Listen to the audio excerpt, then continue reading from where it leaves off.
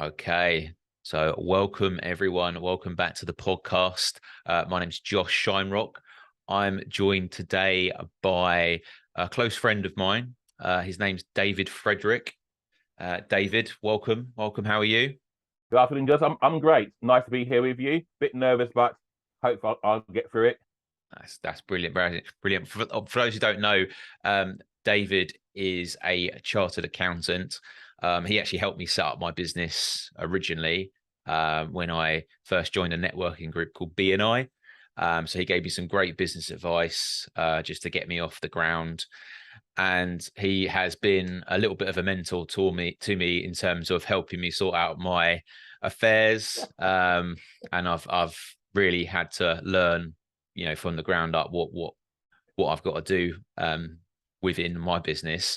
So I just thought it'd be quite helpful to share some of his knowledge with anyone who's listening that might be thinking about starting their own business, whether that be a state agency or any other business. There's some fundamental things that people need to know about when they're starting a business.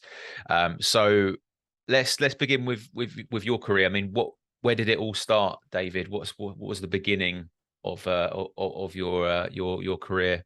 Where did it Well, all begin? my accounting career began in September 1983, and it began. I sometimes tell people by accident, really, because I didn't choose to become an accountant.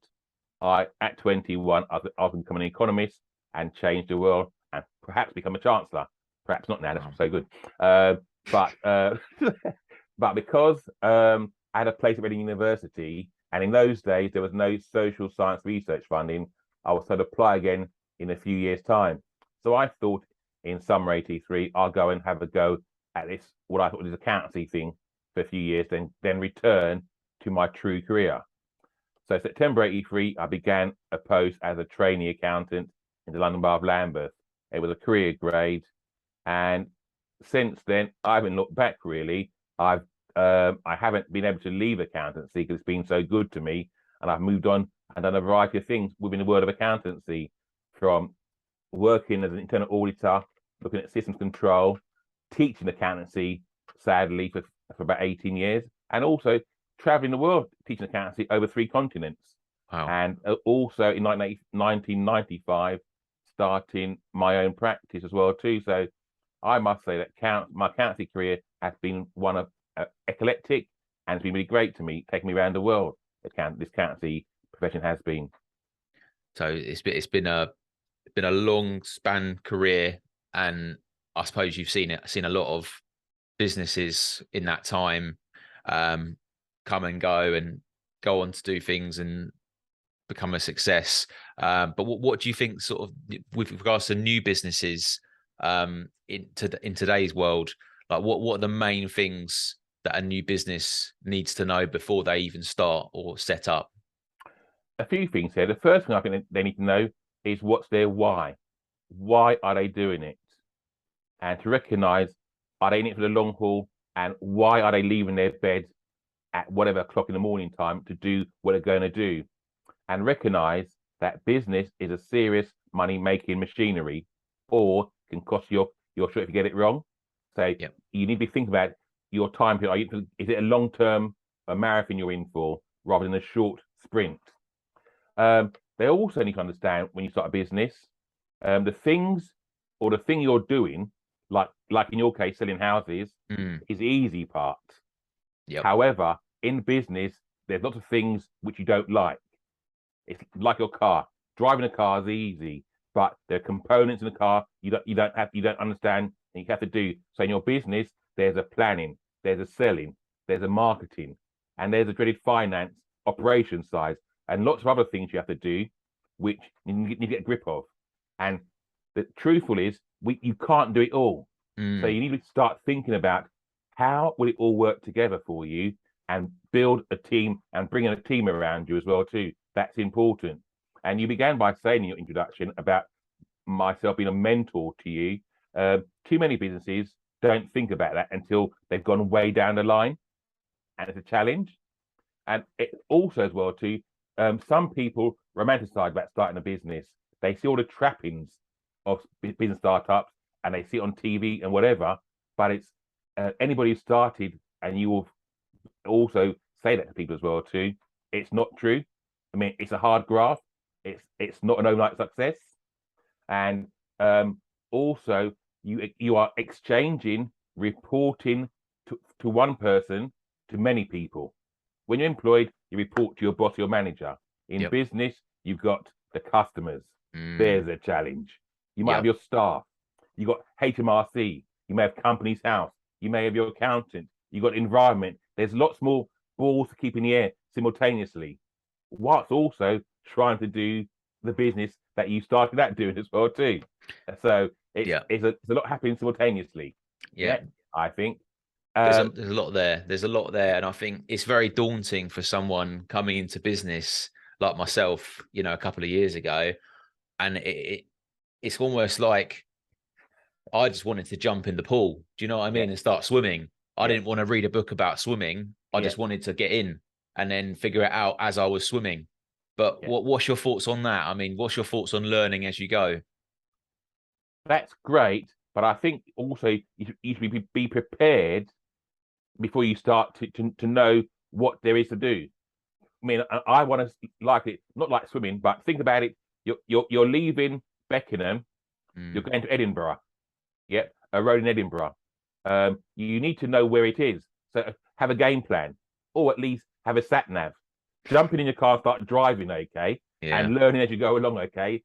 May give you an experience, but it may take you a long way around to get to where you want to go to. So it's a mixture of both. Some planning in advance, so you know what to expect, but also as you go along, learning on route as well too. Yeah. So it's a bit of a balance then, isn't it, between trying, and not just burying your head in books, but also being prepared, learning your stuff first off, so you don't make those mistakes that are going to be harmful to your business later down the line, maybe even destructive to your business at some point. So that's very good advice. So what are the common mistakes that you see businesses make within their first couple of years of trading? Well, the first one I think we started on is not planning. They launch in and they think, we're going to start. An important one, as you'd expect from me as an accountant, they don't understand their numbers. The numbers are so important. The sales, the profit, the credit sales, because if you sell a lot on credit, suddenly you run out of cash. Also, as well, when people start in business, they tend to be over optimistic. They think things will happen faster and better than it does. And I'm not sure you found that, but what you thought would happen, it doesn't happen in that time period. It takes a bit longer. So they need to think about it. Your overnight success might take several years, not just overnight. They don't have a team around them. It's important to have around you a team. It's like you're going into battle, and you can't go into battle against the opponent by yourself. You need to have some key players around you: your accountant, your lawyer, your financial advisor, your HR person as well too. And also avoid the hype, like spending money on social media or advertising to get a shortcut to success. They do help you, but it's all about time and place. And one big thing I think people need to think about is making a friend before you need a friend. And I liken that to going to the bank manager or the bank. It's no point going to the bank when you need cash. Make sure the bank is aware about your business when you start out. Look how well I'm doing. So time you're on your knees, okay, they'll have seen the good times. If they only see you when you're on your knees, their thoughts is, oh, well, you don't get lower. So do think about those factors as well too, in that respect. So the mistakes that you see them making or businesses making is over projecting what they're going to do, and then underestimating the amount of work. Would you say that's involved? They overestimate their income. And they underestimate the cost incurred. And they underestimate how long it will take to get the sales coming through. Yes. you know. So they haven't And managed their own expectations in a yeah, way. They've got high expectations, yeah, but don't really look into the numbers as that's much as right. they should. Yeah. Okay. And I always tell people, okay, the figures you got for yourselves, reduce it by a third. Mm, Your expenses you got, increase it by a third. Okay. And the time you think your cash will come in, okay, stretch it out by probably another month or two. And then you might be partially right. okay. Yeah, Okay. So that's really a good thing to sit down with an accountant and talk about, really, isn't it? Rather most than definitely. just looking at something yourself, and you might have a certain, you know, knowledge of that subject, but that doesn't mean that you don't need someone else sit helping you with those and giving you feedback, telling you if they're realistic. And no, that is good advice, because I think a lot of business owners start out on their own and they've got no one to really turn to and talk about these things. But having someone like a knowledgeable person in their corner, it would probably save them a lot of time later down the line when it comes to these things. So definitely great advice again. Um, so getting back to estate agents, okay. So Yeah. what? So what's your general impression of estate agents? What's your general view on them as a business? They make lots of money. No, I mean, estate agents are no worse in terms of startup than any other business. Mm, Um, however, like a lot of them, okay, I think some of those with limited business experience or life skills again are over optimistic, and they pay little credence to their finances.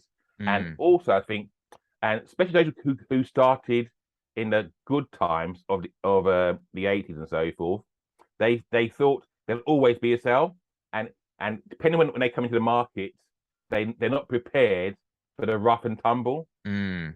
So they need to always be prepared to think, yes, it won't always be sunshine outside. So you need to plan just in case the sun doesn't shine tomorrow. So Yeah, therefore, the monies that you make today, always make sure you got some set aside for when times aren't so good. yeah. That's important. Yeah. The second thing they need to think about, make sure you remember your circle of influence, people who know you, those that you know, and build up your business base from there.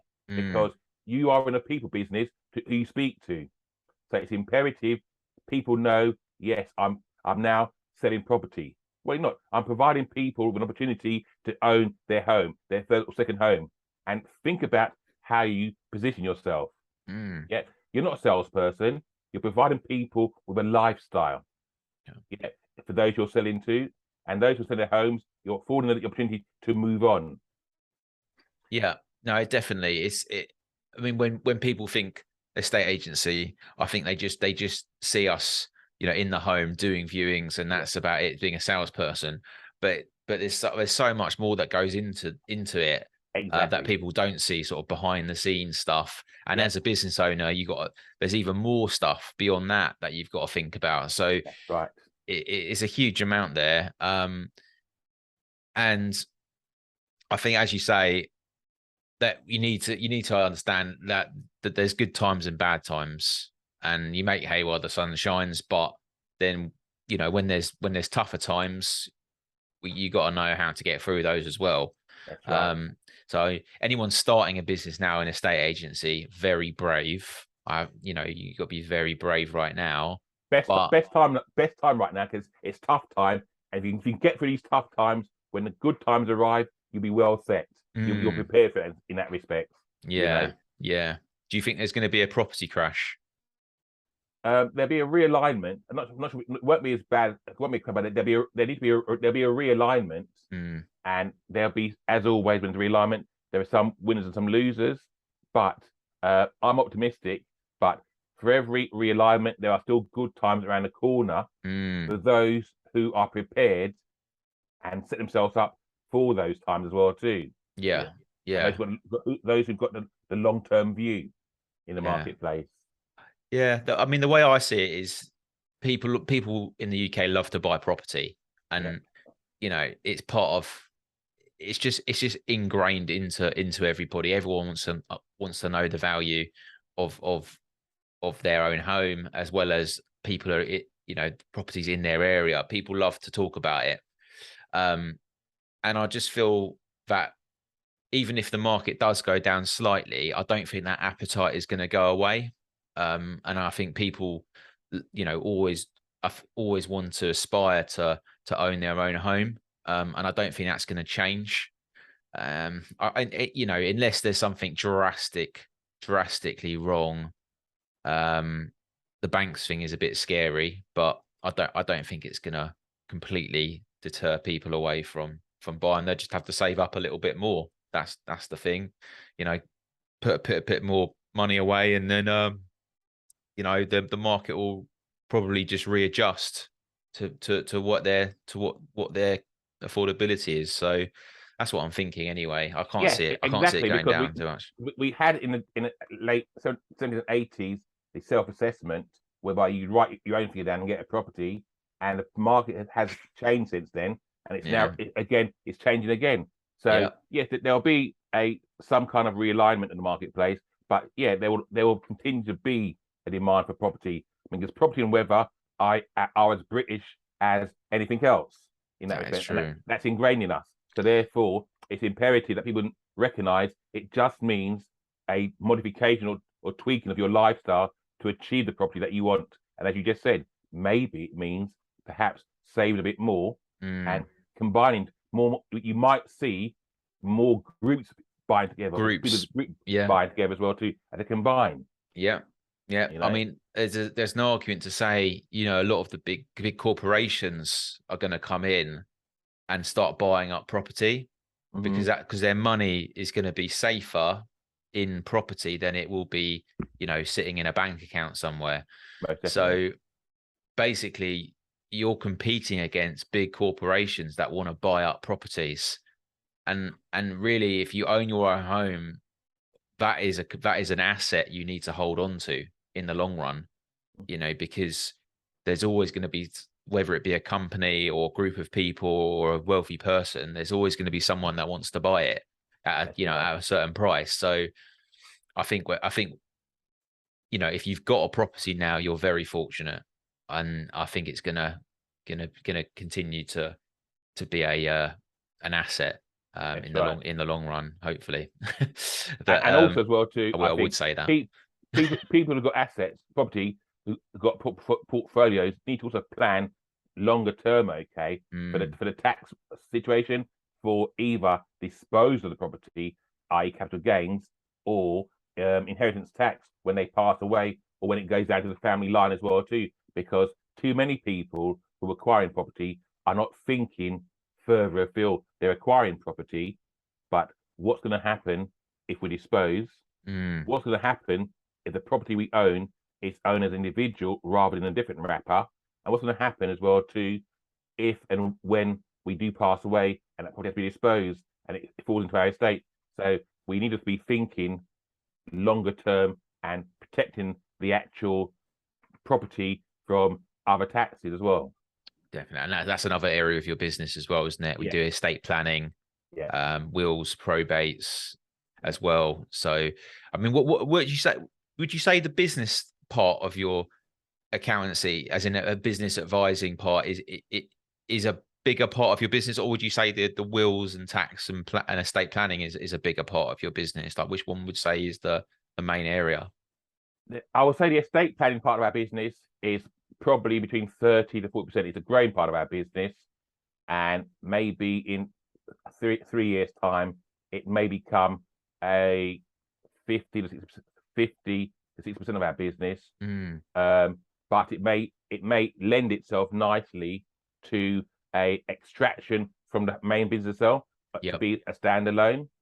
It really depends upon how Marketing Associates shapes itself up for the future in that respect. But at the moment, we're still doing our traditional accountancy taxation advice, and which dovetails quite nicely with the estate planning. but I can see a time in the future, 2 to 3 years hence, when the estate planning becomes as equal size to the accountancy services, or even a greater part, because more and more people will need to plan for the future. Yeah. But also, well, this is all predicated on how our policymakers design any tax policies, and if they can last more than 4 weeks. Okay. Yeah. So I suppose a lot more people would need those services. Yeah. Then not everyone's a business owner, are they? So, Right, no. but a lot more people own property. Yeah. So yeah, it's a bigger market, really, isn't it? That's right. Yeah. Yeah. So that's interesting. I mean, yeah, but it's nice how it's good how it kind of one leads on to the other, Yeah, and you right. can sort of help your clients later in life, I guess, sorting out their affairs, or maybe not even later, maybe sooner is better. As they go along, as soon as possible. That's right. Yeah. So what's been the biggest win of your career, or what's been the biggest win of your life?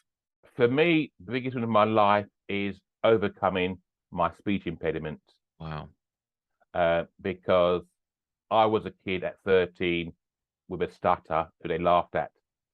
I was also the person at 18 to 21 who couldn't deliver a tutorial at Polytechnic because my speech impediment was so poor. So I had to learn ways to deal with my speech impediment, and also my fast speaking as well too. Fortunately for me, I got support, and I had therapy, and I tested it. So I did a crazy thing in the late 80s. I went from working in accountancy behind the scenes, I went to become a university lecturer. Wow. Well, a person who's got a speech impediment should not be a lecturer, you might think. So I face it bang on. And now for me, it's so important, because speech is the foundation of most of what I do today. Being a public speaker on regular occasion, and giving talks as well too. So I'm really grateful for overcoming my speech impediment, because at 13, 14, who would have thought that Dave would have been doing this later in life? Yeah, incredible. I mean, that's that talk about overcompensating. You know, that is going from a speech impediment to being a public speaker. Yeah, I didn't know that about you, but I've always admired the way that you talk to large groups of people. And for those who don't know, David, he educates people, business owners, part of BNI every week. And yeah, it's brilliant to listen to. So if anyone's interested in that, coming along to that, please let me know. Thank you. Yeah. So what's been your biggest challenge today? My challenge, I would say, probably health, but in business wise, I think my biggest challenge was my crazy life, juggling starting a business whilst in full-time employment with 3 under 5s back in 1995. It's not something that you should have done. Yeah. But I fortunately, I've managed to get through, and the business has grown, and we're now 27 years old now. But to start a business when you're working full time and you've got 3 little ones, it's quite nonsensical, really. But I've proven it can be done. So if you want to, you can. If you don't, you won't. Yeah. So obstacles are there to be overcome, I tell people, in that respect. Yeah. Yeah. Yeah. Well, if it was easy, you know, it wouldn't be worth doing, would it? And that's the thing. If everything that's worth doing is hard and difficult. Yeah, exactly. And then that's what people admire at the end of the day is, you know, the hard stuff that you end up doing that's the stuff that you get the most respect for. And you know, that's the stuff you can look back on and go, wow, you know, at the end of it and go, that was hard, but I did it. And that's what, you know, people will remember you for that stuff. It's doable. Yeah, exactly. All right. So yeah, really appreciate your time. Do you want to give a little shout out to where people can find you?